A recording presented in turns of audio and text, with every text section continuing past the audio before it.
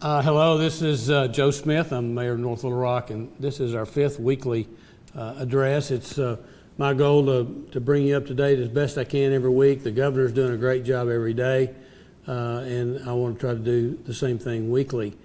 We're following the direction of Dr. Nate Smith and the governor to the letter, and we wait daily to find out what our next move is. So I don't want these things to turn into a broken record, but I believe they're going to, and that we're still in somewhat of a medical emergency, and we need to continue to follow the rules. So again, I will want to encourage you to do your social distancing.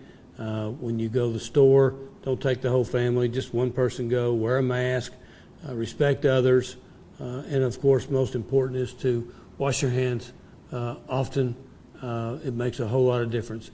I think the general public has done this very well in the past 6 weeks, and it's making a difference in the amount of positive testing that we're having. So you're doing a good job. Keep doing it. Last week we talked about what's going on in the school district, and the week before that with Dr. Jenkins from the hospital. And today we've got Clint O'Neill, who's the Executive VP of Global Business for Arkansas Economic Development Commission.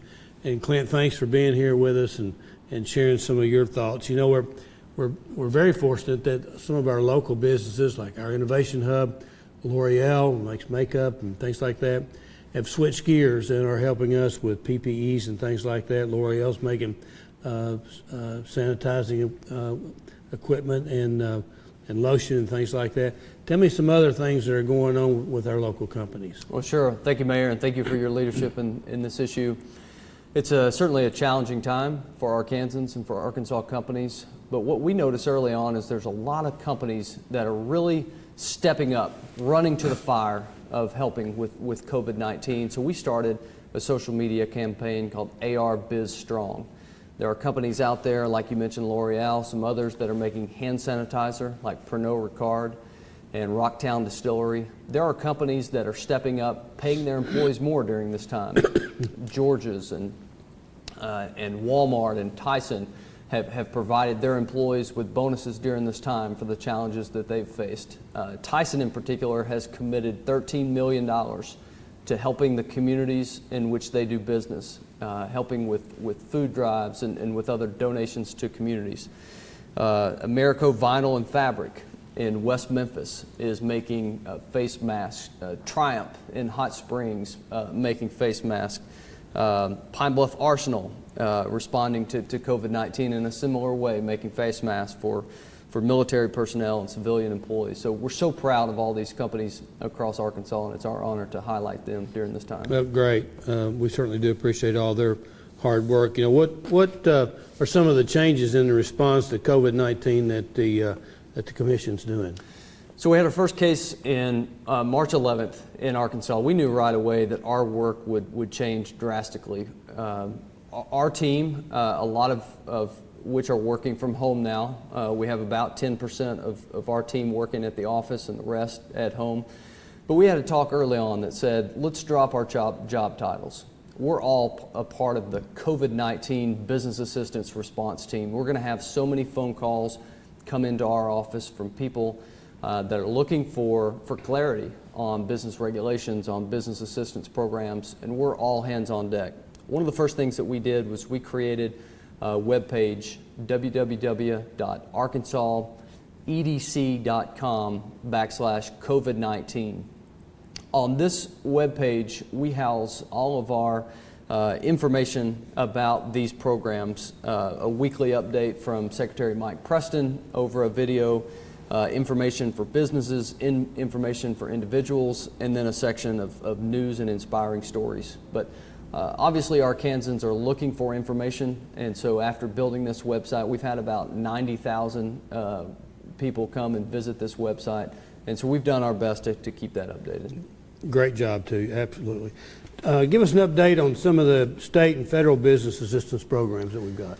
Sure. So obviously, it's a time where businesses are looking for assistance. The big programs out there with the Small Business Administration passed as a part of the CARES Act and the federal government I want to say thanks to our congressional delegation, been big supporters of Arkansas business.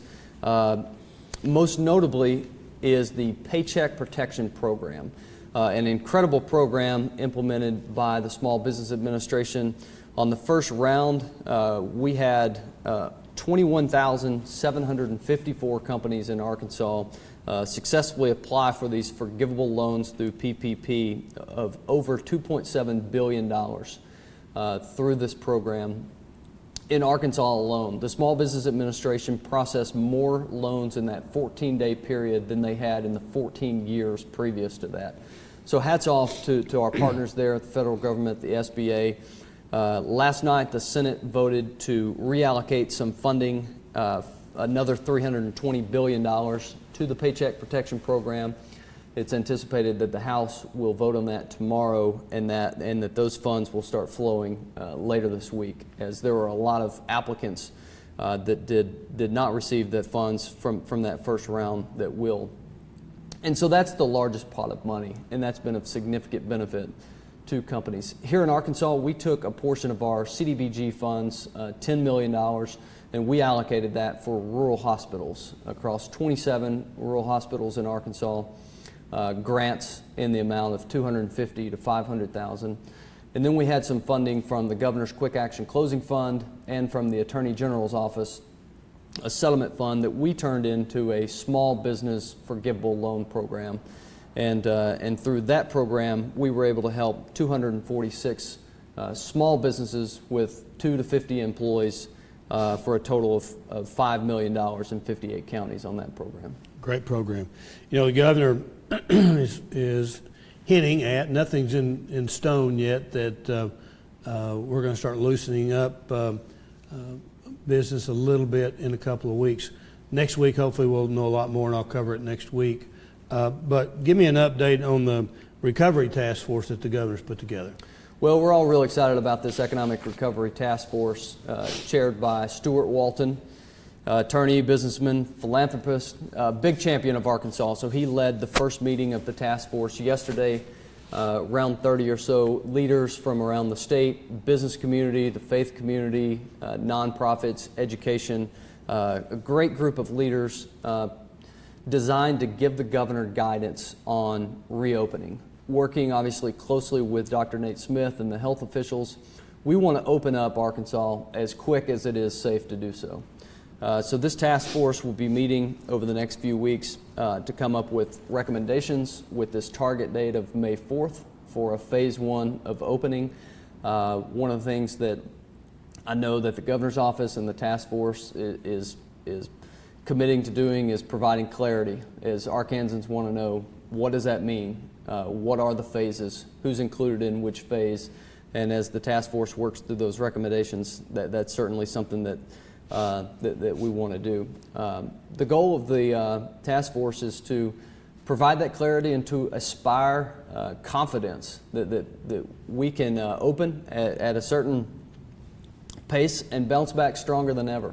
It was just February, which seems like years ago, we were talking about these highlights of more Arkansans are working than ever before, 107,000 more Arkansans than were working in January in 2015.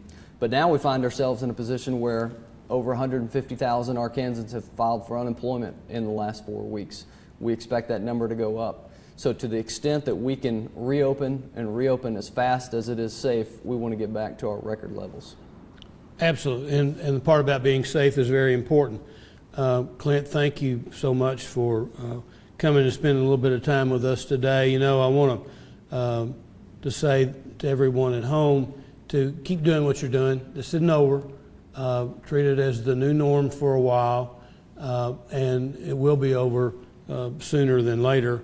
You know, I want to encourage everyone, as you were talking about our small businesses, to use our restaurants and go on our website with a list of the restaurants that are open, doing curbside and drive-through. We need to support them. And then also next week we've hurried up our issue of our Proud magazine, and it'll be coming out next week.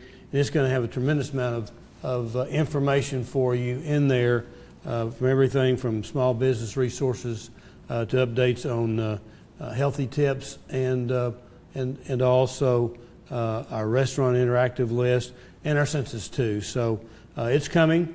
Monday, April the 27th, we're going to have our second city council meeting by Zoom. So please, if you want to sit in on that, to be sure and go and find out how to do that. Again, I want to reassure everyone that everything is fine in your city. Our sanitation crews are working, our street department, all of our public works people, and our first responders are there. They're doing a little bit different protocol, but we're protecting you is what our job is. And so rest assured, you just take care of yourself, your family, and wash your hands and keep your distance. So we'll talk to you next week, and hopefully we'll have an update from the governor next week when we can talk about opening up and rejuvenating the economy. Thanks again, Clint. Thanks, Mayor.